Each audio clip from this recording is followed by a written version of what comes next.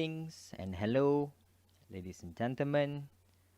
Greetings from Malaysia. My name is Airil Haimi, and I will be presenting this keynote address for the 19th ICTEL conference, which is held online. I am going to tell you today about talent development in the context of a developing nation, which is my own country, Malaysia. Why is talent development very important in this era of fourth industrial revolution and also the era of education 4.0? Well, first and foremost, for a developing country like Malaysia, we need academic talents and we need to develop them at all levels of society, starting from primary and secondary education or high school, moving on to college and university students, and later on we also need to develop our lecturers, our tutors, our university instructors. It is very important for us to focus on talent development in an age of disruption. This is due to the fact that, as Herd Leonhardt says, whatever is happening in the next 20 years will be equal to whatever happened in the last 300. So, regarding my presentation, I will begin by telling you the story of our first initiative for talent development called Potential Project. Potential Project is a special project meant for students, young learners, especially from the ages of 9, 10, 11, 12. And these are primary school students. We take them in to our university and we help to nurture their inner potential. We train them in the multiple intelligences.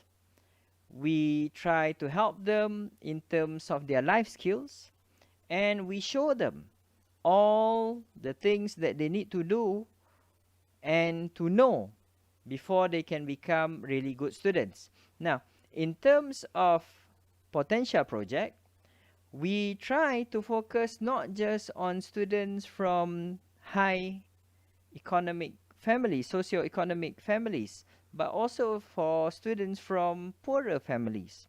This is an excellent project because it helps as a community-based project, and it helps for CSR for our university. When students come in, we train them, for example, in critical thinking.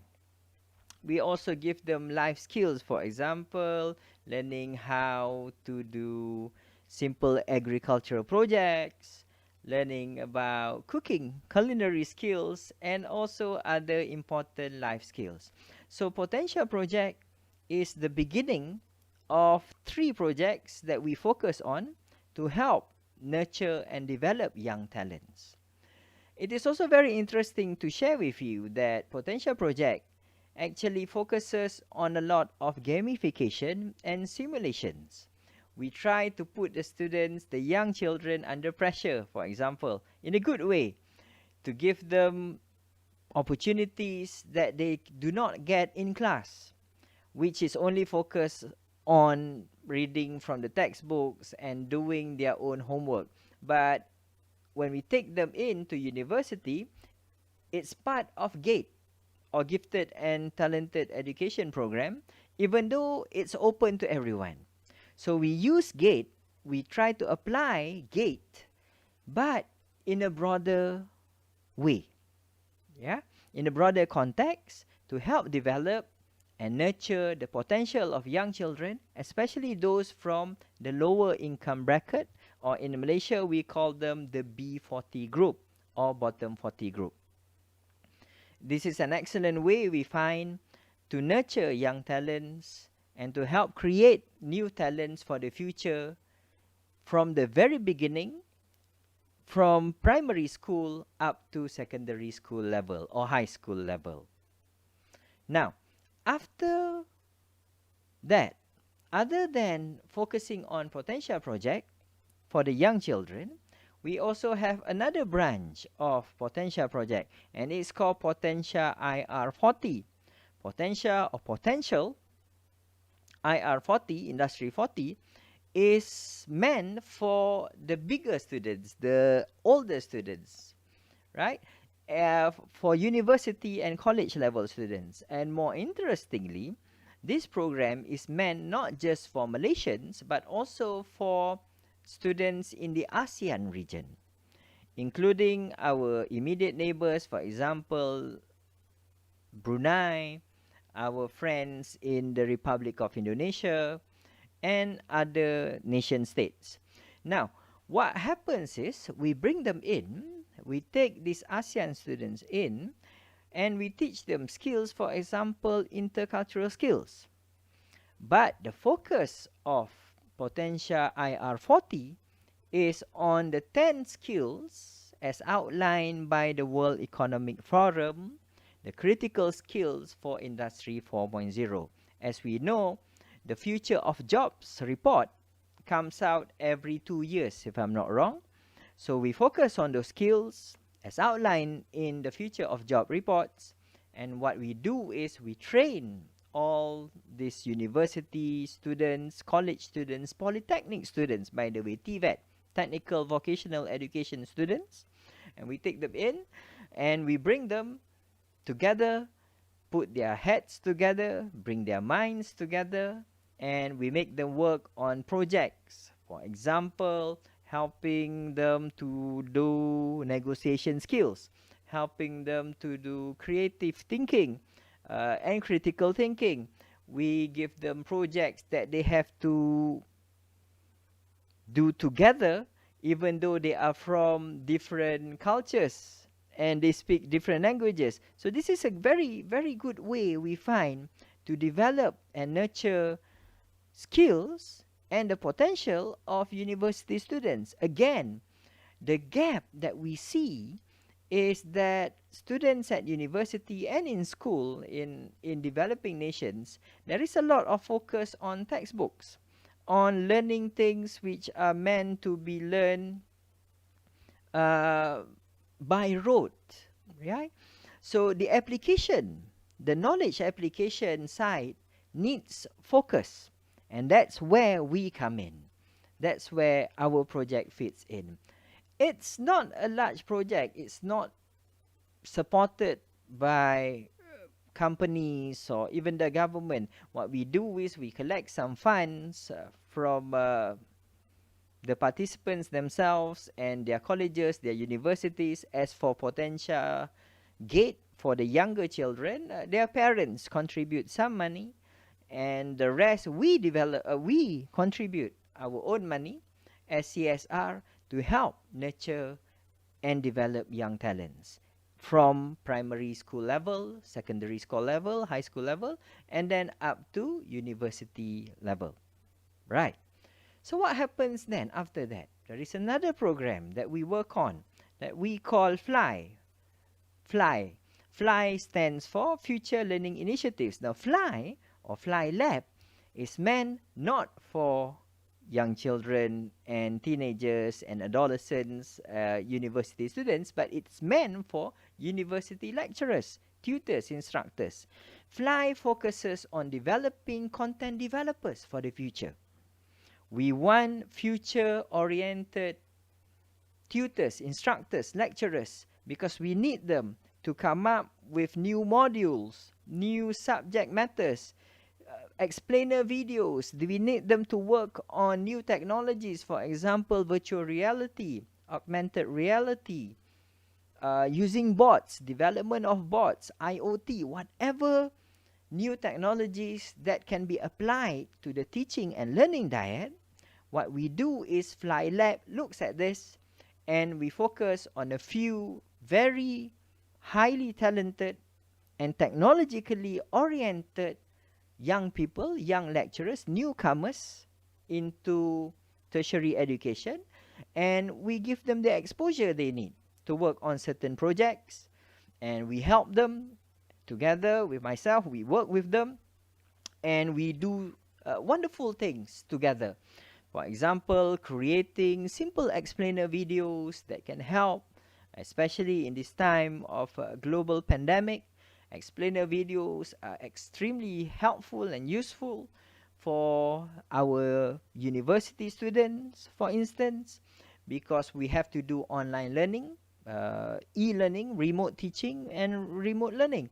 And we try to develop also new materials to help augment old teaching from textbooks. Rote learning now doesn't work so much with the younger generation, not with Generation Alpha, not with Generation Z. So a lot of future-oriented work is happening at our university, at our campus, and in our nation. Again, this is not a government-initiated project. This is our university initiated project. And what we try to do is to try to open the eyes of others so that they can see the potential of working on this kind of projects. Right. So coming back to this keynote address, what I am trying to share with all of you is to tell you that any kind of talent development must happen from a very young age. Sometimes when we do talent development, we focus only on onboarding newcomers into certain professions. Yeah, but that doesn't work. That doesn't work anymore because we cannot deny that the younger generation now are moving faster and faster. For example, there is no more gap between juniors or seniors. The term juniors and seniors doesn't seem to fit anymore within this new industrial revolution 4.0 era, IR40 era. Whether you accept industry 4.0 as a given fact or you don't accept it, it's the different issue because the technology is there. And because of this technology, what is happening is young people are moving even faster than the elderly ones, right? In terms of the digital technology, the digital knowledge, digital education, of course, the young ones, they are being born into technology. They are being born into technology, and because they are being born into technology, we need to focus on new ways to interact with them, to teach them, to educate them, and to challenge their minds.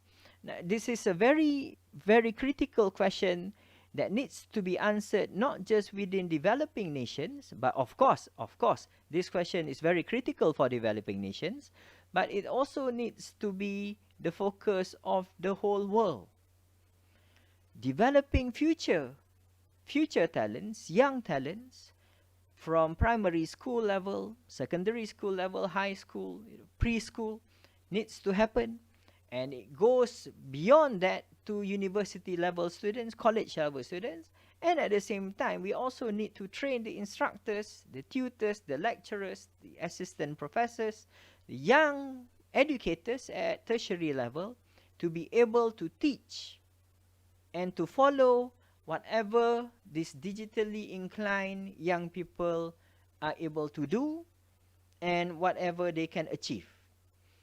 What can they achieve? Well, they can achieve quite a lot. What we see now is we understand a lot of young people, for example, even in our university system, we see a lot of them becoming content creators.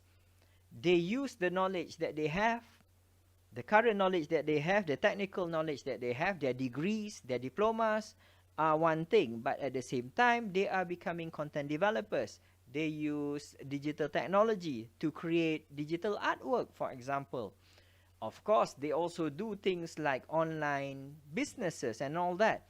And because of this, the knowledge gap between lecturers who are more senior, and students who are more young or more junior, the gap is getting closer and closer. And because of this, challenges are happening whereby we see the knowledge that we teach them through textbooks does not seem to be relevant anymore. Not when they can learn faster using internet search engines, for instance. So these are critical questions. Will we, as educators, as university lecturers, as university professors, instructors, will we still be relevant in the future? Not when we think about it, not will we still be relevant? Will we still be able to teach the way we teach? Not, not when our students are learning in a totally different way and they are learning in a way faster than what we are doing now. In terms of knowledge acquisition, what we can see in our developing nation is a lot is happening on the ground.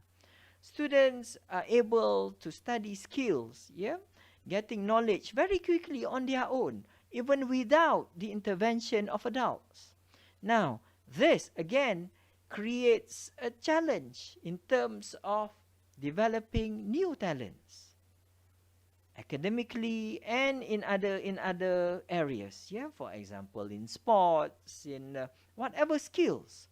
Because what we see is they are learning faster and faster. They can learn without the intervention of adults. They are very independent, and their digital knowledge is just wonderful and more than whatever adults or seniors can acquire.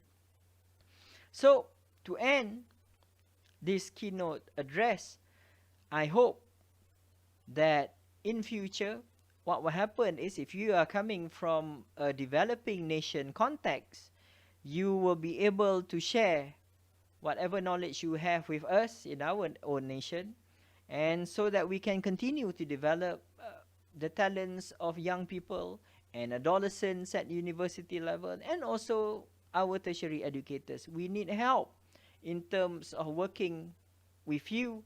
We need to learn from you, and we hope also we can maybe share certain things that we know with you. We continue our journey now, even though we are living in an era of global pandemic. It's a real challenge, not just for us, but we know it's also for you and everywhere in the world. We pray for your safety. We hope everyone will be okay. But at the same time, this global pandemic has opened up our eyes, has made us even more ready to accept new challenges in terms of developing the young talents that we have. I believe personally, that by developing these potential talents, they will be the next group, the next generation to come in to bring about positive changes, not just within our nation, within our country, not just within the ASEAN region, not just within the Asian region, but also to contribute to the development of the world. The Great Reset has happened. We now need to reset our thinking in terms of developing young talents.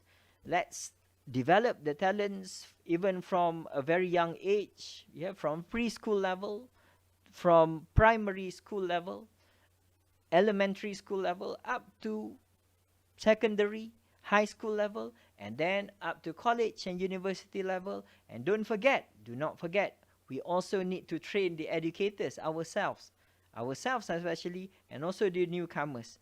The concept of junior and senior doesn't seem to work anymore, because whoever has the knowledge can just move ahead as quickly as she or he can. On that note, I thank you for listening. I wish all of you safety. May all of you be safe, you and your family. And we hope that this global pandemic will end very soon, hopefully. On that note, thank you again for listening, and let's continue to develop our future talents, our future academic talents, from a very young age to adolescents, to the adolescents, and also to the instructors and the adults who are teaching these young people. Because this is a challenge that must be met head on. If we cannot do it, then we fail to teach the younger generation. And if we fail to teach them, then, with this challenge that we are facing, what will happen to humanity? Whatever happens in the next 20 years definitely will be more equal to or even more than the changes or the challenges that has happened in the last 300. Thank you for listening. Greetings again. Salam sejahtera. Salam sejahtera. Terima kasih. Terima kasih means thank you from Malaysia. Thank you for listening. And I wish all of you a very, very fruitful conference online. Thank you again to ICTEL 2020 for the 19th ICTEL 2020 for inviting me. And I hope to see you again in 2021. Let's learn from each other. Let's share. And that's it from me. Thank you.